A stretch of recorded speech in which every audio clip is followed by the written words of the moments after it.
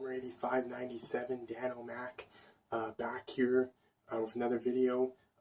My review of the Clash of Champions, the first single Raw pay-per-view since the brand split. WWE bringing back the old WCW Clash of Champions pay-per-view name and concept, where well, I guess not bringing back Night of Champions is very much similar to Clash of Champions, where, excuse me, every title is on the line. So that was the whole idea with tonight. Clash of the Champions, every championship was on the line. So I think I'm going to have this fairly well in order. I had some notes, and I'm going to try and just kind of go as accurately as I can. So the show started with a pre-show match, Nia Jax and Alicia Fox. Nia Jax picked up the win. In my preview prediction video, I think I might have even said I could see Nia Jax winning. So it definitely was no surprise. Then we get into the main card, and we start off with, right off the bat, with a title match, which is a good thing. Let's start in that Clash of Champions, start off with the title match. So it was the New Day defending their tag team titles against Gallows and Anderson. Gallows and Anderson came booming out of the gate. Like, they just bursted out, and they really made it look like they were going to beat the New Day in like record time. But the New Day kind of weathered the storm. A decent tag team match. Basically, the New Day would use the numbers game to their advantage, and while the ref was distracted, Xavier Woods would hit, I believe it was Gallows, with the trombone, and then Big E would hit, I believe, the big ending, or something. I'm trying to remember now. I didn't put the exact finish, but it was Xavier Woods hitting Gallows with the trombone that set up the New Day.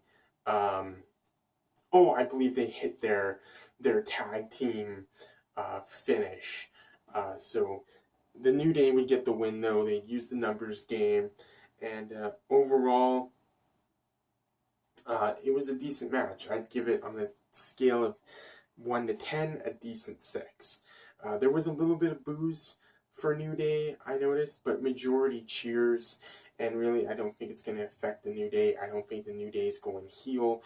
They're too much loved, and I think they're keeping the tag titles because there's no other team ready to hold those titles other than them. So then we move into, I believe it was the Cruiserweight title. We can even just kind of go a little bit off the page, but so the Cruiserweight title was TJ Perkins, the winner of the Cruiserweight Classic, the Cruiserweight champion, defending against Brian Kendrick. It was a decent match. I think sometimes maybe the Cruiserweights get a reputation of these smaller guys that just fly around the ring. They didn't do this. It was more of a technical match, and maybe some people didn't want that. They wanted more flying around and stuff, and more of a cruiserweight match. But I think it was important to establish that the cruiserweights aren't just one-dimensional, that they can have different kinds of matches, and it's no different than the UFC with the heavyweight division and the flyweight division. At the end of the day, they're all fighters. They fight the same. They just weigh differently, and they, each maybe class brings a little bit something different that the other can't bring, maybe necessarily, but at the end of the day, they're still fighters. They're not just one-dimensional and can only do one thing because of their weight. So TJ Perkins would pick up the win with his knee bar submission and retain his title. Again, another decent match, a 6 out of 10. Moving along, I might just list all the title matches, except for the Universal, then the non-title matches, and then end with the main event. So the next title match would be the women's title. Charlotte defending against Bayley and Sasha Banks. Dana Brooks was in Charlotte's corner. I thought that Dana Brooke was going to get involved in some way, but it was a great match between the ladies. I'd give it a 7 out of 10. I thought they started off with a lot of energy. The three of them went for this triple drop kick spot that I thought was really good. I thought they gave it their all, and a decent 7-10 out of 10 match. Charlotte picked up the win. I'm not too sure where they go from here. Bayley was the one that got pinned. Sasha didn't, so maybe they'll continue something where it's Charlotte and Sasha, and Bayley's proven that it was proven Bayley's still not ready yet. So maybe that's where they go with it from there. Then we had Roman Reigns and Rusev for the United States title. This one, with a little bit of the extra aggression that was brought by Roman Reigns, I was able to give it still a 6 out of 10. I was initially going to give it a 5. To me, it just was a matter of which spear was Roman Reigns going to win with. Which spot of the spear, because he hit a bunch of spears, and I think it was just a matter of which spear was going to win the match. And I think, unfortunately, the predictability of that match ruined it, because we all knew Roman Reigns was walking out with the United States title. And now, maybe he'll have a rematch with Rusev, but ultimately, WWE, I think, wants him with that US belt and hopes that it'll give him new life. So yeah, Roman Reigns, new United States champion. It was a decent match. It was a 6 out of 10. You know, I was going to give it a 5. It did a little bit for me towards the midway point to bump it to a 6. But hopefully Roman Reigns can have some 7, 8, 9 out of 10 caliber matches with that title, and maybe it'll be the turning point for him. The two non-title matches was Sheamus and Cesaro in the final of their best of 7, and they killed it. I don't know if this best of 7 is going to amount to anything.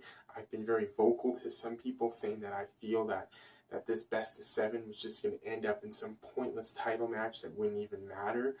But if there's any push to gain from it, I want it to go to Cesaro, because I feel like he deserves it the most. So I was rooting Cesaro. It was a great back and forth match. Both guys gave each other everything they had. It ultimately ended with Cesaro clotheslining Sheamus over the barricade, and the ref and the doctor saying they couldn't continue. They were too beaten up. I thought it was kind of a weak finish to what was a good 7 out of 10 match, but I think they need something to carry over onto Raw, and because it was like a stoppage, I could see maybe them doing something on Monday Night Raw tomorrow where it is Cesaro and Sheamus, last man standing. No stoppages, no pinfalls, no submissions, just the last man standing. And if they did that for the #1 contendership for the Universal title, they stated that it wasn't just simply a title shot, but a title shot at the Universal title at Hell in the Cell or Survivor Series. I think that would amp it up to be a great Monday Night Raw main event. But we'll have to see how it goes. But it was a great match between those two. It ended in a draw, but 7 out of 10 quality. One of the top 3 matches of the night. The second one would be, my top 3 favorite matches of the night, would be the other non-title match, Jericho and Sami Zayn. I thought they put on a great match. I was a little shocked and disappointed that, Sami Zayn lost. I don't know how it benefits Jericho. I think Jericho could very easily bounce back from a loss at this point in his career. He could, shrug it off like it didn't even happen. But Sami Zayn, I just don't know how this loss tonight benefits them, what they do with Sami Zayn going forward. And it's unfortunate, because I feel like Sami Zayn's a really good wrestler, a really good performer, and he's being underutilized. And, you know, it's a shame. And I think the reason why this brand split is maybe suffering at times is because they haven't built enough guys that you could believe could be champion. Like, I don't really know, besides if they do Sheamus and Cesaro for the Universal title #1 contendership, I don't really know anyone other than Seth Rollins right now that maybe could challenge Kevin Owens for the title. Like I said, maybe Sheamus or Cesaro, but after that, they haven't really built anybody who's credible, I feel like, to go for that Universal title. So, Sami losing tonight, I just don't know what it does for Sami Zayn and what it does for WWE. They need to build their talent. Jericho's built, he's established. A loss wouldn't have hurt him. Sami Zayn, I don't know where they go next with him. He could be something for them.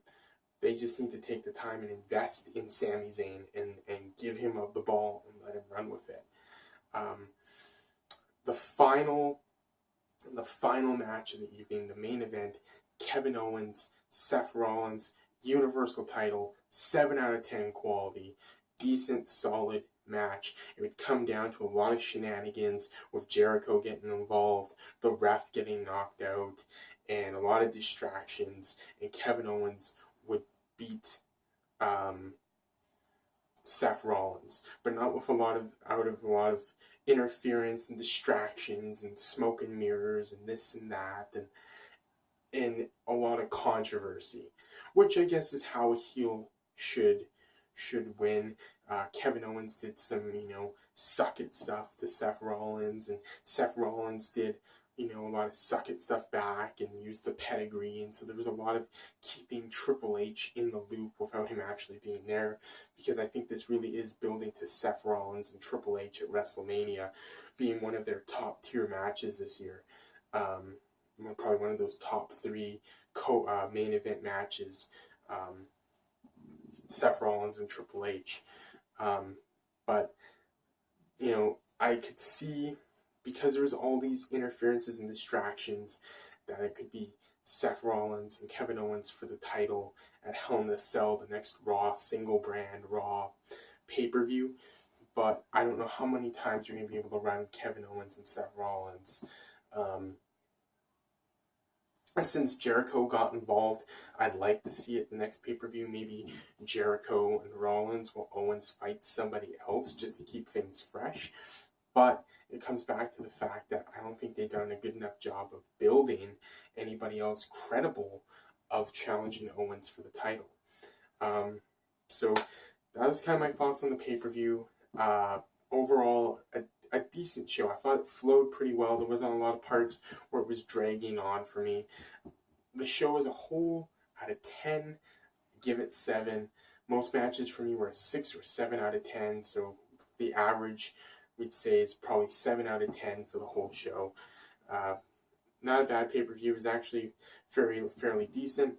I think they're doing an okay job of putting on the pay-per-views. It's just the weekly product that they seem to struggle to put on a consistently good show every week.